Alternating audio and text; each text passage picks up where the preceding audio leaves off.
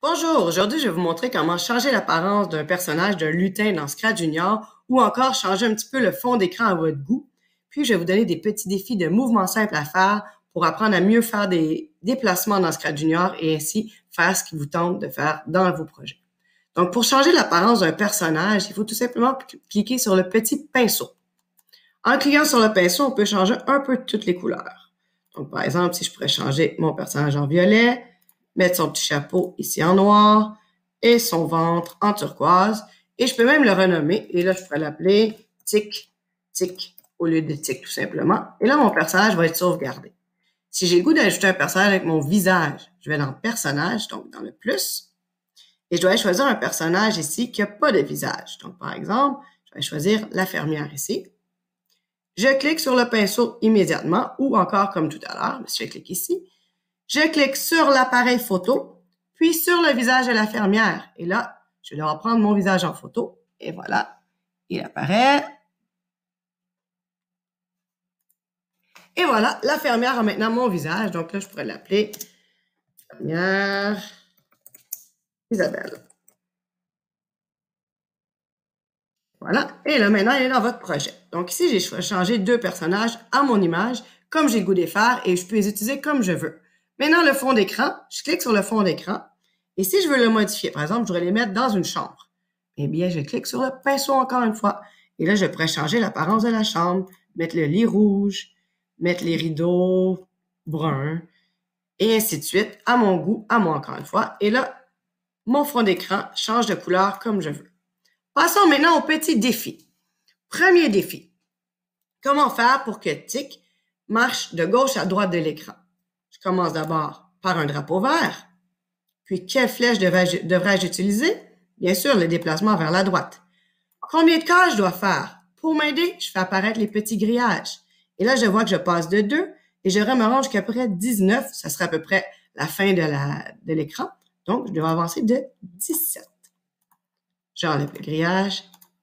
Et Tic peut maintenant faire une belle ligne droite. Si je voulais maintenant qu'il fasse le tour de l'écran, qu'est-ce que je dois ajouter? On y pense, bien sûr, il va à droite, il doit monter, aller à gauche et redescendre. Donc, monter, aller à gauche et redescendre. Mais là, si je laisse un, ça ne marchera pas. Il faut que je sache de combien je vais me déplacer. Donc, si je regarde, je suis à 3 ici. Et pour monter jusqu'en haut, je pourrais jusqu'à 13. Donc, je monte de 10. Et là, pour faire un rectangle parfait, je me déplace de 17 et je dois redescendre de 10. J'ai utilisé mon clavier au lieu des boutons ici, c'est pour changer les chiffres. Ça fonctionne aussi puisque je suis sur un ordinateur. Alors, allons voir qu'est-ce que ça donne.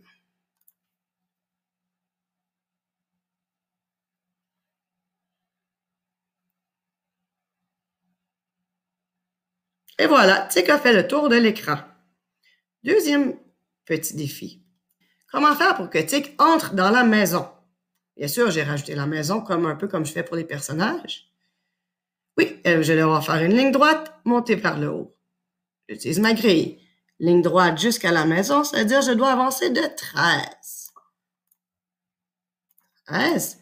Monter vers le haut de peut-être 3. Environ 3. Ça devrait fonctionner. J'enlève le grillage, c'est plus beau pour essayer. Et voilà. Et si je me disais que je voulais que Tic rentre dans la maison, qu'est-ce que je pourrais faire pour qu'on ait l'impression qu'il rentre dans la maison? Et oui, on le fait rapetisser et on le fait disparaître. Alors, bouton mauve, rapetisser, puis disparaître. On le replace et on essaie. Et voilà, Tic est maintenant dans la maison. Bon, maintenant c'est l'heure du défi ultime, le dernier défi de cette deuxième capsule. Alors, c'est mon garçon Vincent, qui a 8 ans, qui va faire le défi devant vous et qui va l'expliquer.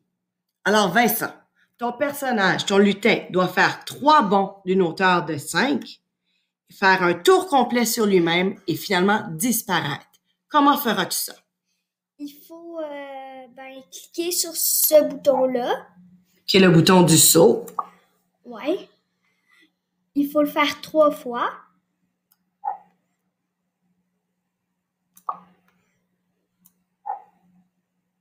Puis c'est de 5 qu'il faut le mettre.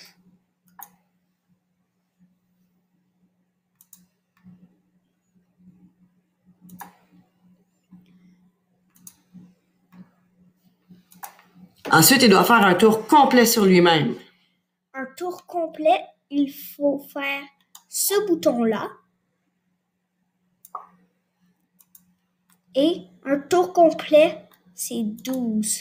Comme une horloge. Ouais. Et finalement, je veux qu'il disparaisse. C'est quelle couleur les boutons pour disparaître?